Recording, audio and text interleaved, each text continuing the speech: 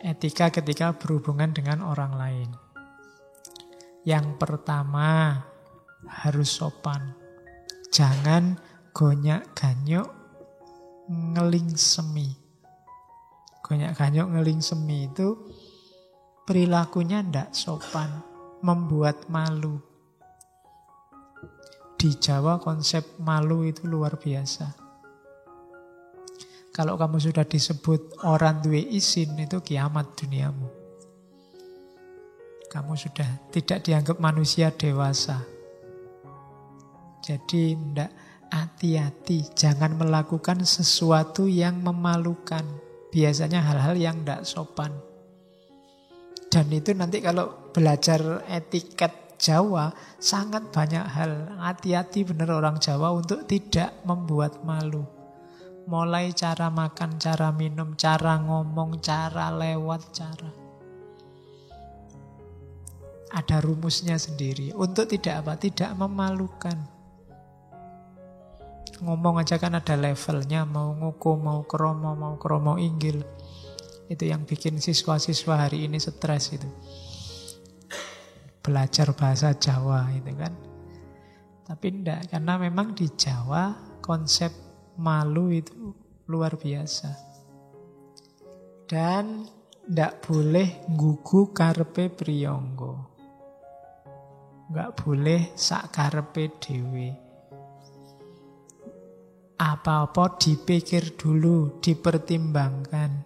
Jangan mabuk pujian. Tempatkan diri. Patuhi tatanan negara, angger-anggering keprabon. Oke, terus saya agak cepat, wis 9:30. Kemudian, kalau tadi ya aspek pasifnya, aspek aktifnya apa? Bangkit, ajur, ajer. Pandai bergaul, kalau diajak omong menyenangkan. Kadang-kadang basa-basi tapi basa-basinya menyenangkan. Mung ngenaki tiasing liyan. Kan ada orang itu ditonton wae kita males. Diajak ngomong ndak penak sama sekali. Dari mana mas? Dari belakang. Mau kemana? Mau ke depan. Wis nyebeli tenan. Ndak bisa diajak santai, nggak bisa. Kok jalan kaki aja mas? Emangnya ngerangkak? Ndak enak. Diajak guyon ndak bisa. Diajak serius sak karepe dhewe. Kalau dia datang kita sumpek. Nah, ndak bangkit ajur ajer. Orang Jawa suka yang gerapyak. Gerapyak itu kalau diajak ngomong menanggapi, tidak cuek, tapi juga tidak berlebihan. Terus kadang-kadang dalam rangka membahagiakan orang lain dan bisa mbusui ujaring jalmi. Kadang-kadang pura-pura bodoh, pura-pura ndak ngerti. Nggih to, ngoten to. Itu kan bikin orang yang ngajak ngomong semangat. Daripada diajak ngomong, "Alah wis tahu, wis ngerti." Ya kan? Kadang-kadang kan kamu gitu aja. "Alah wis ngerti, wis rasa diteruske." "Ah wis tahu." Itu kan ndak enak. Kadang-kadang kamu harus pura-pura, "Oh iya toh, baru tahu saya padahal ya wis ngerti." Itu kan lebih menyenangkan orang kayak gini. Bisa mengambil hati. Oke. Kemudian jangan berperilaku kayak orang dungu. Tadi sudah disebut ya. Sombong, ingin dipuji, tidak mau kalah, meremehkan orang lain. Ini di banyak ajaran moral sudah disebut. Nyawanya, sumbernya perbuatan jelek itu merasa besar, merasa tinggi, merasa sudah bisa. Nah, ini yang agak unik dari Wedotomo. Kalau tadi kan berhadapan dengan manusia sama etika individual. Sekarang ada perilaku kita di hadapan Tuhan. Nanti ada 4 cara kita. Sembah rogo, sembah cipto, ada sembah jiwa, dan yang keempat sembah rasa. Sembah ini jangan selalu diartikan sholat sembahyang ya. Itu bikin orang salah paham, dianggap wah wong Jawa bid'ah kabeh sini. Enggak, sembah itu ya mungkin nanti yang sholat disebut sembahyang. Sembah itu kan menyembah, yang itu Tuhan. Sembah yang itu menyembah Tuhan. Hidup kita itu isinya sembah semua. Sembah itu persembahan untuk Tuhan. Ya ada yang formal kayak sholat, ada yang ngaji kita ini termasuk sembah. Kita persembahkan untuk Tuhan. Karena kalau ada yang tidak sembah untuk Tuhan, tidak dipersembahkan untuk Tuhan, ya hidup kita sia-sia. Wong inna lillahi wa inna ilaihi roji'un. Inna sholati wa nusuki wa mahyaya wa mamati lillahi rabbil alamin. Sholatku, ibadahku, hidupku, semuanya persembahan untuk Tuhan. Maka lakukan yang terbaik. Kalau sedang belajar, belajar sekeras-kerasnya. Kamu sedang mempersembahkan sesuatu untuk Tuhan. Kalau kamu sedang ngaji, ngaji seserius mungkin. Kamu sedang mempersembahkan sesuatu untuk Tuhan. Kalau makan juga makan yang serius. Jangan disambi macam-macam yang menghilangkan nilai sakralnya makan. Karena kamu sedang mempersembahkan sesuatu untuk Tuhan. Dalam Islam segala hal kan ibadah. Nah, ada level etisnya di hadapan Tuhan. Yang pertama namanya sembah rogo. Sembah rogo ini yang sholat lahir yang kita lihat. Jadi sholat 5 waktu. Fisik sifatnya. Wudunya pakai air. Cuma ini langkah paling awal. Kalau bahasanya di Wedotomo, sembah rogo muniku pakartining wong amagang laku. Jadi ini langkah paling awal. Tidak boleh merasa sudah selesai dengan sembahyang. Dengan sholat saja sudah beres. Sembahyang ora cahkai, sembahyang oke, sip, wes. Tidak cukup itu. Itu hanya awalnya. Perlu masuk ke dalam namanya sembah cipta. Atau kadang disebut sembah kalbu. Kalau ini yang sholat batinnya. Caranya gak apa? Membersihkan dari kungkungan hawa nafsu. Tazkiyatun nafas. Bersihkan batinmu. Taholli kalau dalam tasawuf. Jadi sembah rogo olah lahirnya. Olah batinnya yang paling awal sembah kalbu. Caranya taholli. Bersihkan jiwamu, bersihkan rohanimu dari maksiat, dari dosa, dari pelanggaran, dari hawa nafsu. Pembersihan diri. Kalau sudah mampu sembah kalbu, orang yang tidak mampu sembah kalbu, sholatnya tidak bisa khusyuk. Sholatnya hanya olahraga. Yoga. Kan koyo yoga sholat itu. Hanya itu dapatnya. Ada yang ketiga, naik kelas sedikit lagi setelah bersih jiwa kita, yang dilakukan apa? Sembah jiwa. Sembah jiwa itu tahalli.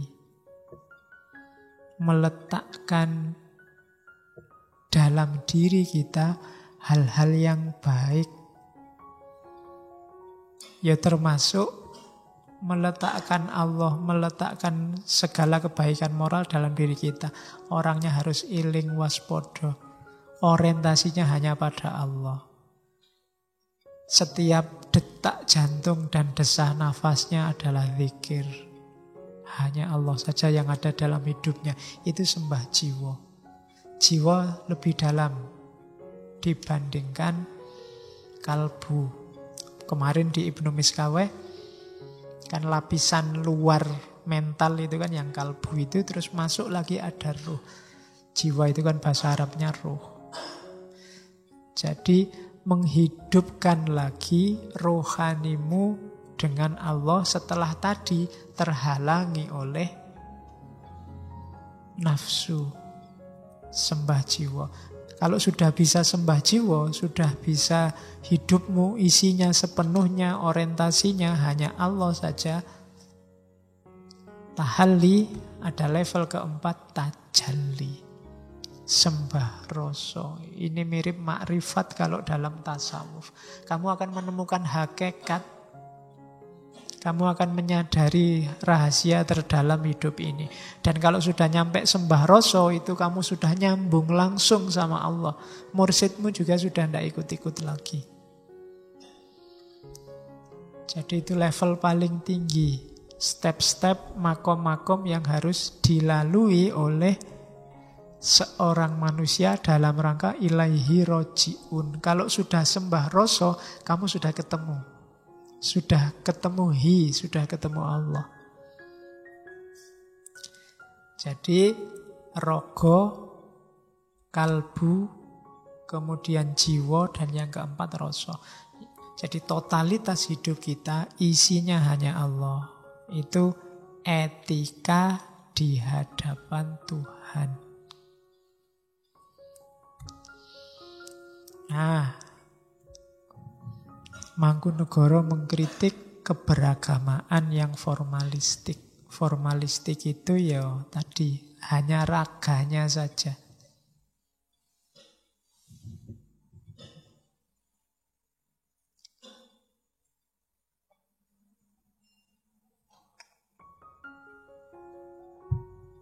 Niru Nabi iya, tapi fisiknya saja dan untuk pamer. Katanya Mangkunegara manulat nelat Nabi. Saben sebo mampir masjid. Jadi suka meniru Nabi hanya untuk pamer dan setiap waktu masjid. Ya, maksudnya bukan takmir loh ya. Yang rajin ke masjid hanya untuk pamer. Aku loh anak soleh. Sama kayak kalian berangkat ngaji sambil ngelirik yang nongkrong di kafe sebelah itu. Apa orang-orang sesat itu. Yang lurus ya yang ngaji ini ya, itu podo. Jadi mental formalisme ngaji sebenarnya. Formalitasmu ngaji karena mentalmu sebenarnya bukan mental pencari ilmu. Kalau yang ada di pikiranmu itu. Aku lo ngaji tiap malam Kamis. Malam Jumat ada ngaji apa aja aku hadir. Nggak kayak kamu. Kamu open di kamar nonton TV, rokokan, jalan-jalan apa. Aku lebih baik dari kamu. Formalisme. Masjid ada acara apa aja aku datang. Ya. Cuma membacanya jangan dibalik ya. Kalau begitu saya nggak sombong Pak, tapi ya nggak ke masjid ya nggak. Karena step paling awal itu sembah rogo. Iya ke masjidnya, tapi isinya jangan cuma pamer. Tuh. Terus ini kritiknya lagi. Anak muda semacam itu hanya berkutat pada syariat dan tidak sampai hakikat. Anggung anggubel sarengat. Ya orang Jawa jangan disuruh baca ain. Syariat jadi sarengat. Saringane tanden weruhi. Jadi berkutat dengan syariat tapi tidak ngerti hakikat. Tidak ngerti apa tujuannya syariat. Kayak orang sibuk mengumpulkan duit, tidak tahu kalau duit itu cuma alat. Syariat itu kan jalan alat kita. Untuk apa? Untuk ketemu Allah. Tapi banyak orang tawuran, gegeran, sibuk menjatuhkan orang lain gara-gara syariat. Itu selain tidak paham hakikat juga dia salah fungsi. Syariat dipakai jalan untuk nuding-nuding orang lain, mengkafirkan, membid'ahkan orang lain. Itu anggung anggabel syariat, saringane tanden weruhi. Jika berkhutbah berirama dandang gulo gaya palaran. Kalamun moco khutbah lelakone dandang genis. Swara arum ngumandang cengkok palaran. Suaranya enak kalau ngaji luar biasa. Tapi yo pamer. Untuk menunjukkan kedahsyatan ilmu agamanya. Untuk menunjukkan ketinggian makom spiritualnya. Untuk menunjukkan kedalaman religiositasnya. Cuma pamer. Padahal katanya Mangkunegara, mbok beragama biasa-biasa welak wis cukup. Padahal satitik wae wis cukup. Nelat kas ngepleki pekeh. Jangan bersemangat niru ahli fikih. Wong kita itu makome umat, makome rakyat, ya rakyat saja lah, ndak usah gaya kayak ahli fikih. Wong kita ngaji masih ngejah ikut-ikutan mengharamkan, ikut-ikutan membid'ahkan orang lain. Ndak, kita bukan ahli fikih. Wis biasa wae beragama untuk kepentingan batin kita. Ndak usah berlagak kayak yang ahli fikih sudah ada. Kamu nggak usah ikut-ikutan, nanti ahli fikih dia bisa ngerti dewe. Kan sekarang banyak ahli fikih dadaan. Ya kan? Tiba-tiba kuliahnya apa, ndak lulus-lulus, begitu nulis neng medsos isinya memfatwakan kafir, memfatwakan haram lah. Ahli fikih dadaan. Ndak usah gaya kayak ahli fikih. Bukan mufti. Jadi beragama biasa saja.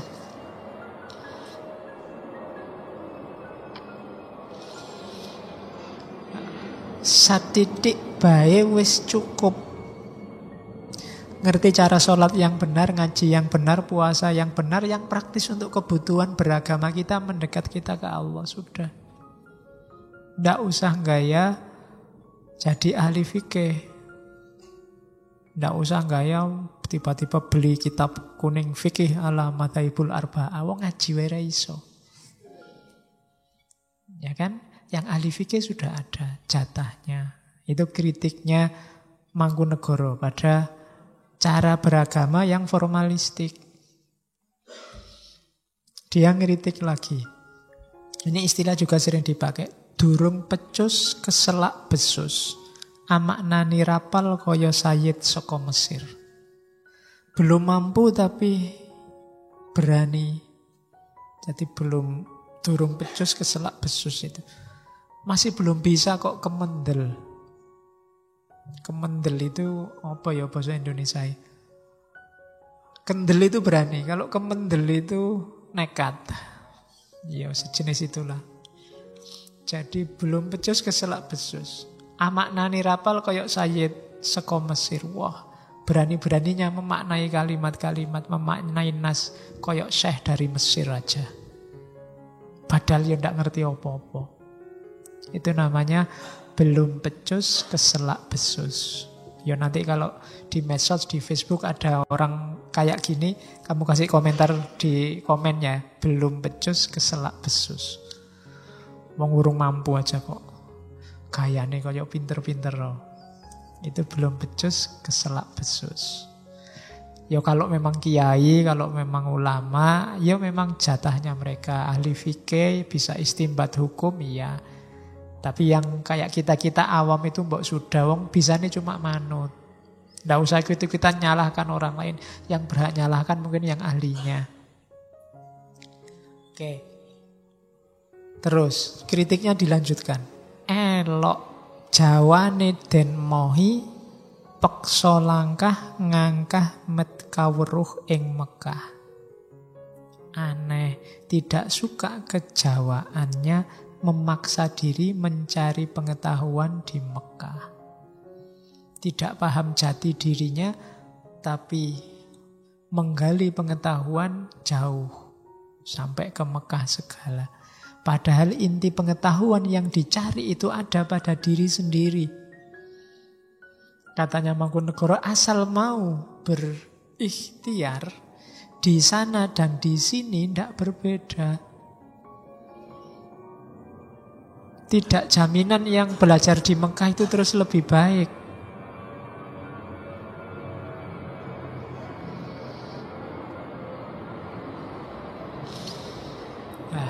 Ambil nafas sebentar.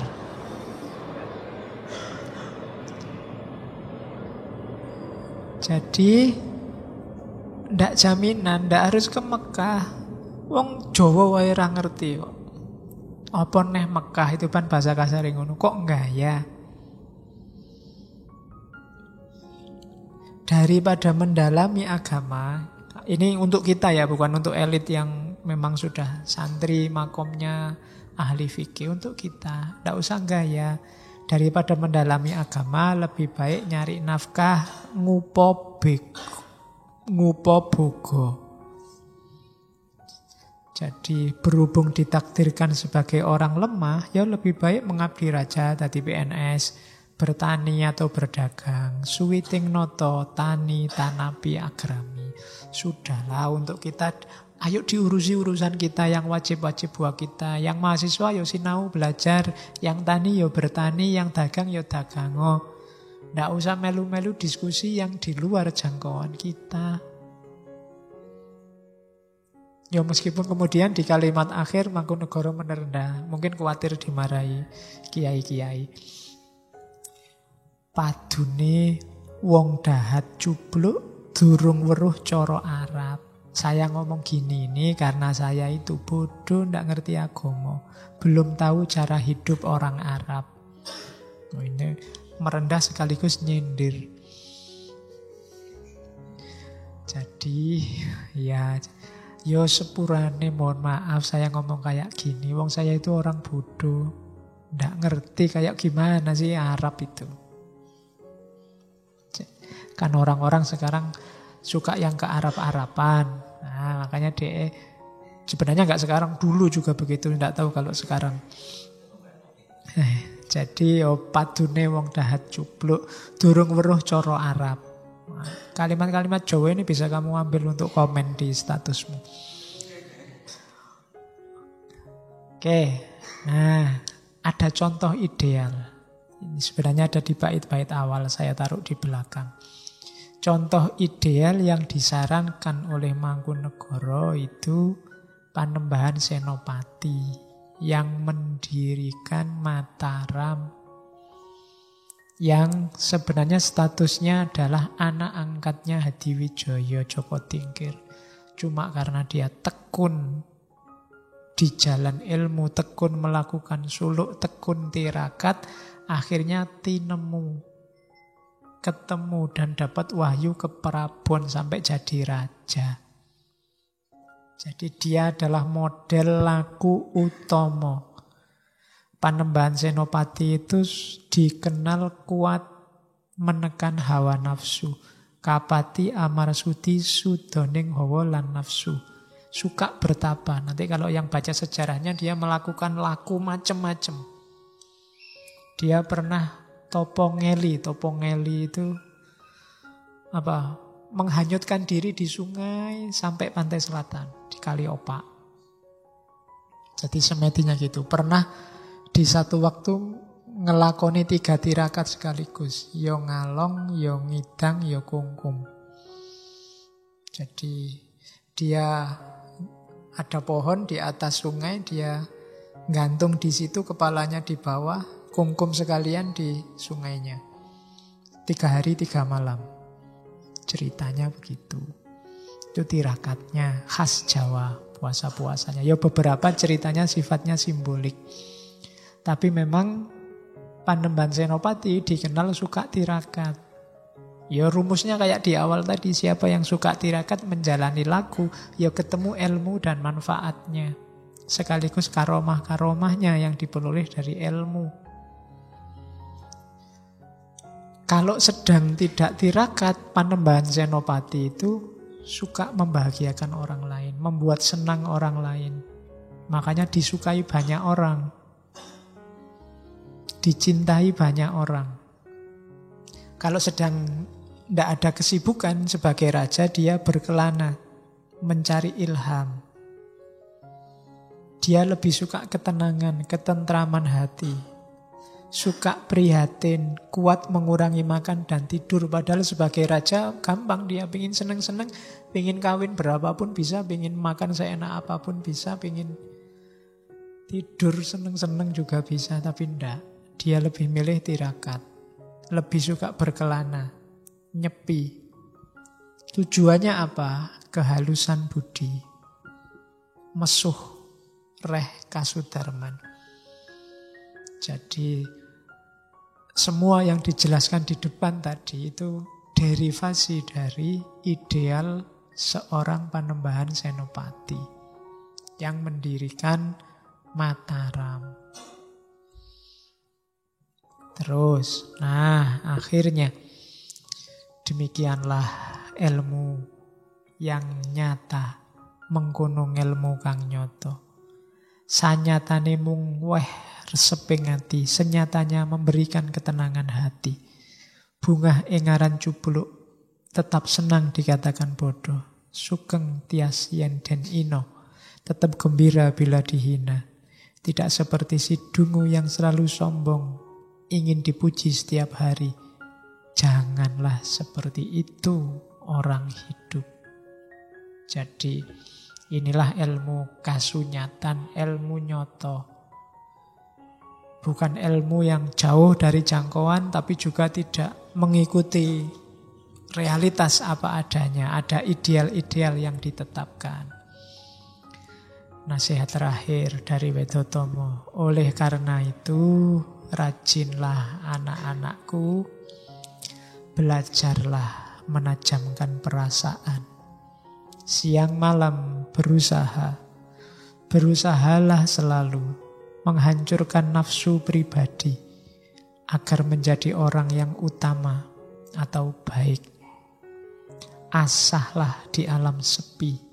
Jangan berhenti selamanya. Apabila sudah terlihat, sudah sampai tujuan, tajamnya luar biasa. Dapat untuk mengiris gunung penghalang. Lenyap semua penghalangnya budi. Jadi dari Wedotomo kita belajar bahwa jalannya moralitas itu ilmu dan jalannya ilmu itu laku. Termasuk dalam hubungan moralitas kita dengan manusia yang lain, moralitas individual, kualitas diri kita, dan juga moralitas kita saat berhubungan dengan Tuhan. Mulai tadi ada sembah rogo, sembah kalbu, sembah jiwa, sembah rasa. Dan jangan terjebak oleh yang lahiriah, termasuk agama. Jangan ketipu hanya dengan lihat orang rajin sholat, rajin puasa. Karena kuncinya semuanya masuk ke arah dalam, ke arah batin. Itulah yang diinginkan oleh para leluhur kita di Indonesia. Semoga kita tidak jatuh di lubang yang sama. Karena Mangkunegoro ngomong seperti ini, zaman itu pasti ada fenomena-fenomena yang membuat beliau nulis semacam ini. Kalau hari ini yang beliau utarakan kok masih banyak yang relevan, jangan-jangan kita memang bolak-balik jatuh ke lubang yang sama. Ciri-ciri orang yang tidak pinter. Maka kita harus berusaha mulai sekarang untuk jadi orang pinter. Yang eling lan waspodo. Bisa ngambil pelajaran dari sekeliling kita dan menerapkannya untuk hidup kita.